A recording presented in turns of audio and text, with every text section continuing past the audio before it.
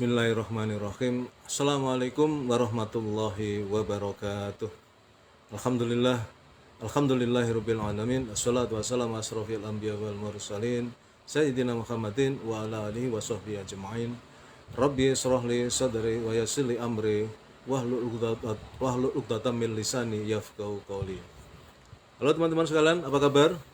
Alhamdulillah, kita berjumpa lagi di dunia maya dalam keadaan sehat walafiat. Dan oleh karena itu mari kita terus dan selalu bersyukur kepada Allah Subhanahu wa taala atas segala karunia yang dilimpahkan kepada kita yang begitu banyak dan mustahil kita bisa menghitungnya. Di antaranya adalah karunia kesehatan, karunia kesempatan, karunia umur panjang yang barokah, dan tentu karunia yang paling agung adalah karunia iman dan Islam. Karena dengan keduanya itulah kita akan selamat fid dunya wal akhirah. Salawat serta salam semoga senantiasa terlimpahkan kepada uswatun hasanah kita, baginda Rasulullah Muhammad sallallahu alaihi wasallam beserta keluarganya, para sahabatnya, dan semua pengikutnya, termasuk kita yang tentu mengharapkan syafaat beliau kelak di yaumil qiyamah.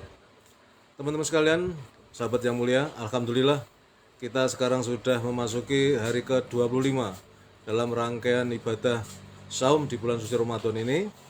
Mudah-mudahan semua amal ibadah kita, baik yang wajib maupun yang sunnah, diterima dan diridhoi oleh Allah Subhanahu wa taala.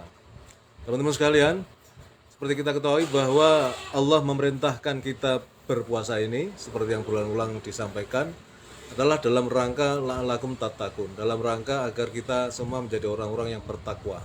Nah, pada kesempatan sore hari ini saya ingin menyampaikan topik yang berkaitan dengan takwa, ya. Jadi bagaimana supaya kita menjadi ahli takwa, ya.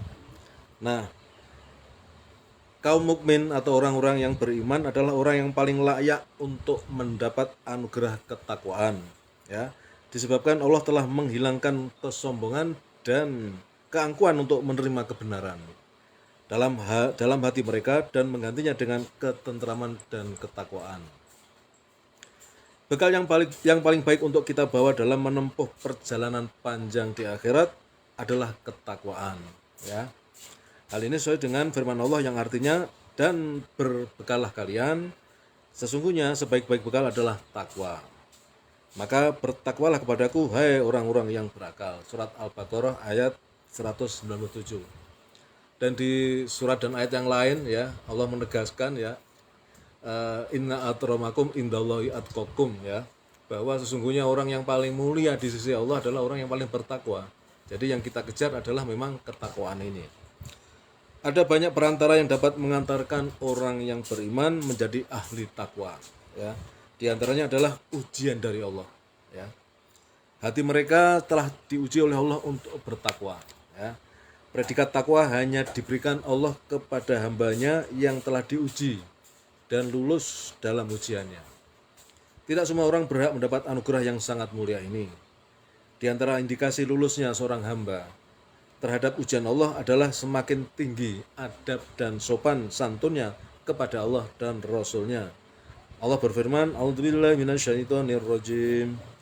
Innal ladzina yaghudduna aswatahum inda Rasulillahi ulaika alladzina amtahanna Allahu qulubahum littaqwa lahum maghfiratun wa ajrun 'adzim. Sesungguhnya orang-orang yang merendahkan suaranya di sisi Rasulullah, mereka itulah orang-orang yang telah diuji hati mereka oleh Allah untuk bertakwa. Bagi mereka ampunan pahala yang besar. Surat Al-Hujurat ayat 3.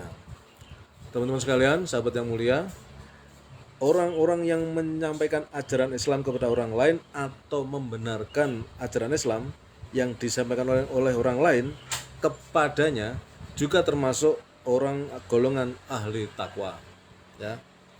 Sikap seperti inilah yang menjadikan orang-orang yang beriman dapat atau patut mendapatkan anugerah predikat ketakwaan sebagaimana firman Allah, walladzi jaa bis-sidqi was-sadaqa bih ulaika humul muttaqun. Dan orang yang membawa kebenaran dan membenarkannya, mereka itulah orang-orang yang bertakwa.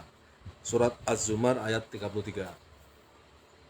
Termasuk golongan yang menjadi ahli takwa adalah mereka yang senantiasa membersihkan diri dari perbudakan harta dan menyucikan hatinya dari sifat riya dan syirik, serta mereka yang berdoa memohon kepada Allah agar menambahkan ketakwaan dalam hati mereka. Mereka senantiasa memohon pertolongan Allah di samping upaya maksimal yang mereka lakukan. Rasulullah memberi contoh doa agar kita termasuk ahli takwa. Ini doa dari Rasulullah ya. Allahumma atin nafsi taqwaha wa zakkaha anta khairum man zakaha anta waliyuha wa maulaha. Ya Allah, berikan kepada jiwaku ketakwaannya, sucikanlah jiwaku, sesungguhnya engkau adalah sebaik-baik zat yang menyucikannya. Engkaulah pembela dan penolongnya. Hadis riwayat Muslim. Teman-teman sekalian, sahabat yang mulia, dalam sebuah riwayat Imam Malik menjelaskan tentang tanda-tanda seseorang telah menjadi ahli takwa. Ini penting kita ketahui ya. Jadi supaya kita ini goal kita sebagai manusia, sebagai hamba Allah ini adalah menjadi hamba yang bertakwa. Karena ketakwaan itulah sebaik-baik bekal yang akan mengantarkan kita ke surga.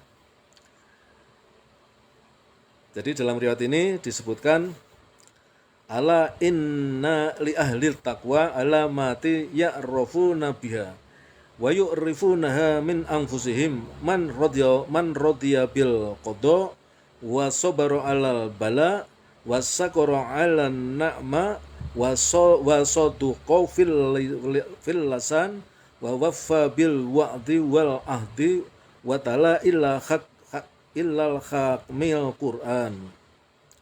Ketahuilah bahwa ahli takwa memiliki tanda-tanda yang dengannya mereka dikenali dan dari mereka tanda-tanda ini mereka ketahui. Pertama adalah orang yang ridho dengan takdir Allah. Nah, ini yang pernah saya dengarkan dari ceramah Gus Ba itu memang demikian ya. Juga dari dari UAS ya, Ustadz Abdul Somad ya. Ketakwaan yang paling tinggi itu ya adalah ketika seseorang menerima dengan ikhlas takdir dari Allah, apapun takdir itu yang menimpa dirinya, itu adalah ketakwaan yang paling tinggi ya. Jadi orang yang ridho artinya menerima takdir Allah. Kemudian yang berikutnya bersabar atas musibah. Ini nggak mudah ya. Kalau kita kena musibah kan bahasa Jawa ini gero-gero gitu kan, gulung komeng kalau perlu ya, kena musibah. Makanya orang yang bersabar atas musibah adalah termasuk orang yang punya indikasi atau tanda-tanda menjadi ahli takwa. Kemudian bersyukur atas nikmat, ini juga nggak banyak yang bisa. Dalam Al-Quran Allah menyebutkan sangat sedikit hambaku yang mau bersyukur, ya sangat sedikit, ya berarti artinya ya kecil sedikit, minoritas.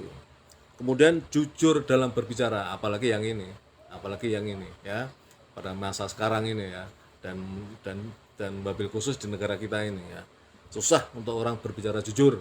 Ya, karena kepentingan-kepentingan, maka kemudian mereka tidak jujur. Ya. Kemudian yang berikutnya adalah menepati janji dan kesepakatan. Ini juga nggak mudah. Ya. Kalau bahasa Jawa ini belenjani janji atau ingkar janji itu jauh lebih mudah. Dan kemudian mengikuti hukum-hukum Al-Quran. Ini apalagi satu Al-Quran kemudian ditaati. Ya. Kalau Rasulullah itu kan Al-Quran berjalan. Ya. Lah kalau kita hambanya yang cuman begini-begini aja, ini seperberapa dari Al-Quran itu yang kemudian sudah kita amalkan, kemudian menjadi aplikasi dari seluruh kehidupan kita. Nah, dari hadis di atas ini ya, maka dapat kita jadikan sebagai bahan introspeksi apakah kita sudah menjadi ahli takwa atau belum. Nah, ini tentu juga nasihat untuk diri saya tentu saja ya.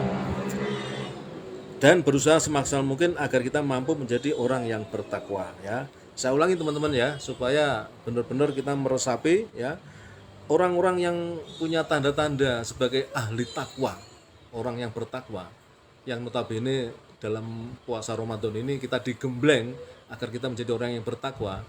Indikasinya adalah ya, manakala orang tersebut yang pertama adalah ridho atas takdir Allah, apapun takdir yang menimpanya. Dia ridho, dia menerima. Karena semua ini digerakkan, dikehendaki oleh Allah. Kemudian yang kedua, bersabar atas musibah. Ya, kita ini kan sering dapat musibah. Tapi apakah kita mampu bersabar atau tidak? Kemudian bersyukur atas nikmat, jangan lupa ya, surat Ibrahim ayat 7 ya, la in syakartum la azidannakum itu ya, dan seterusnya. Kemudian jujur dalam berbicara ya. Kita berusaha setiap apa yang kita omongin, yang kita omongkan ini adalah sesuatu yang jujur apa adanya.